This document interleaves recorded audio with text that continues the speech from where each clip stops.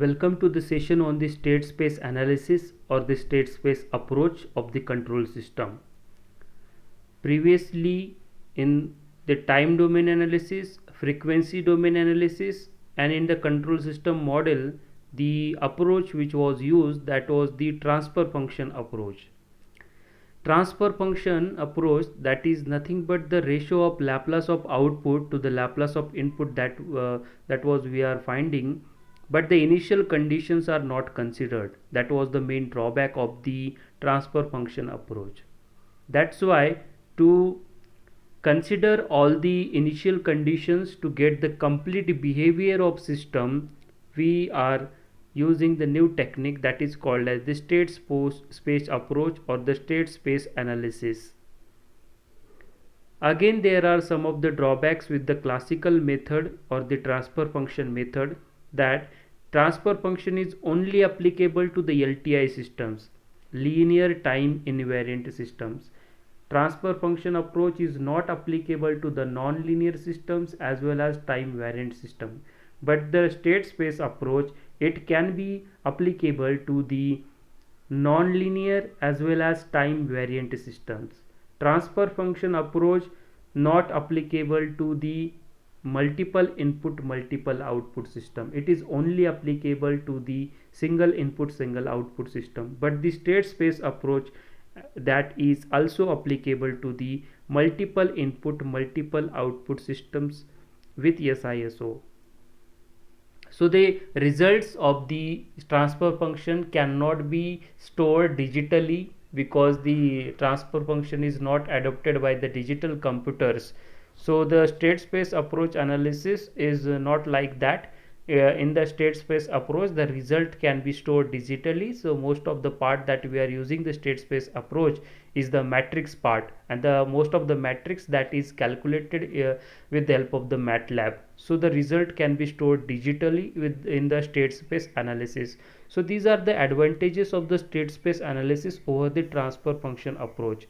Now we'll see one by one. In this session, we are going to find out the mathematical presentation models for the state space representation for the linear time invariant systems. We are going to see the relationship between the transfer function and the state space models. So first of all, the state space modeling, it is the alternative method of the modeling rather than the transfer function. It uses the matrices and the vectors for the representation of the system parameters as the variables.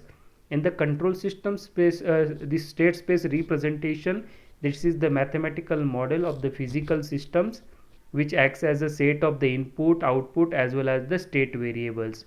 In the transfer function approach, we just have two types of variables, input variables and the output variables. But in the state space analysis, we have three types of variables, input variables, output variables as well as the state variables. We'll see this state variable is what, that we'll see in the later. The motivation for the state space modeling is what? The MATLAB, it will compute all the matrix calculations which can be helpful for the state space analysis. So that's why for the storing the result digitally and they get the more calculations in the MATLAB, we are using the state space analysis. So there are some basic terminologies in the state space approach. First is the state. What is the state? State of the dynamic system, it is the smallest set of the variables. These are called as the state variables. Since these state variables are the knowledge of the particular variables for the time t equal to 0, initial conditions, as well as the time t is greater than t0. So the complete behavior of the system can be given by this particular state. Okay, the state is represented by the variables. These variables called as the state variables. So the state variables of the system, they are forming or making the state. So that state is formed by the variables. These variables are called as the state variables, and these are represented by x1 x2 up to xn.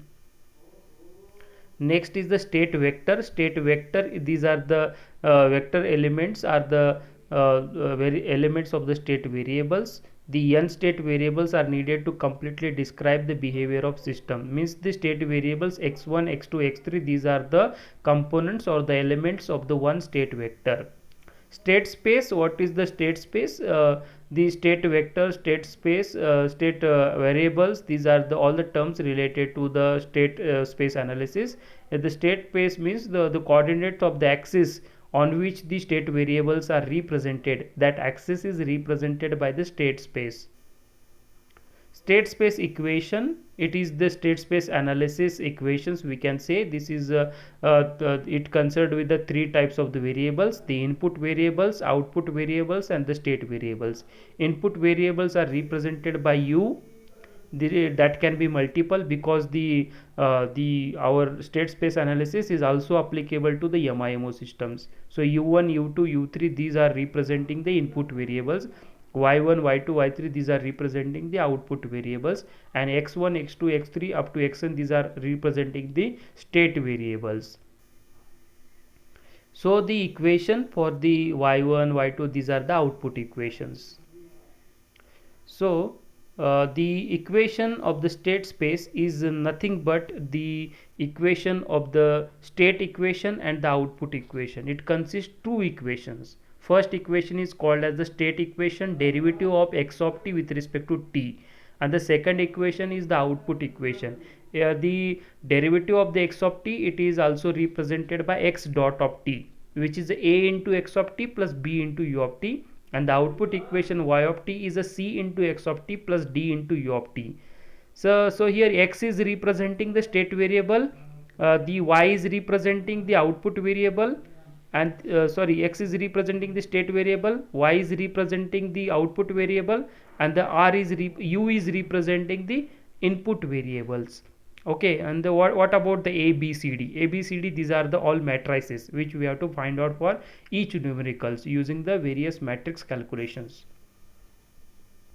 So here the A is called as the state matrix, B is called as the input matrix, C is called as the output matrix, and D is called as the direct transition matrix. So with the help of this block diagram, you can see this is called as a one state diagram.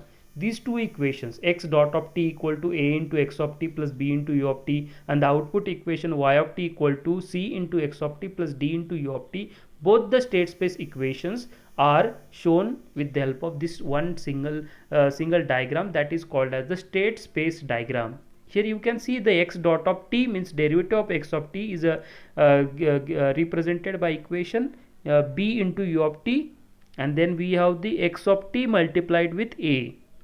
We got the integrator here which integrates the x dot of t, we will get a x of t there.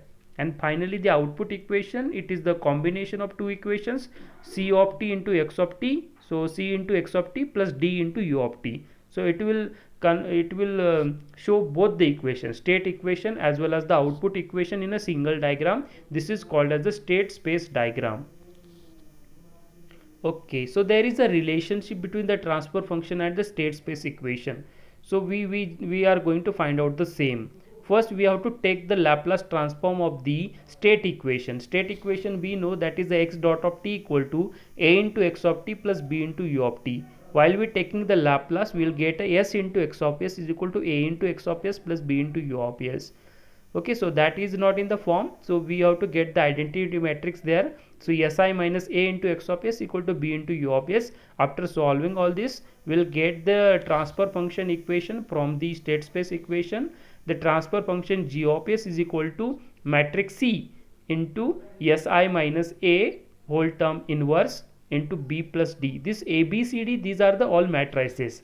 Okay, so C into si minus a inverse into b plus d. So here the S is the Laplace operator, I is the identity matrix 1 0 0 0 1 0 0 0 1 for the 3 order, for the 2 order it is 1 0 0 1. And the A is the matrix, B is the matrix, D is the direct transition matrix, and C is the matrix. So in this is the formula of the transfer function from the state space equation. So then we have a signal flow graph of the state equations also. We can form the signal flow of these equations also. As we have seen the signal flow graph in the control system modeling, we can form a state space equation signal flow graph also.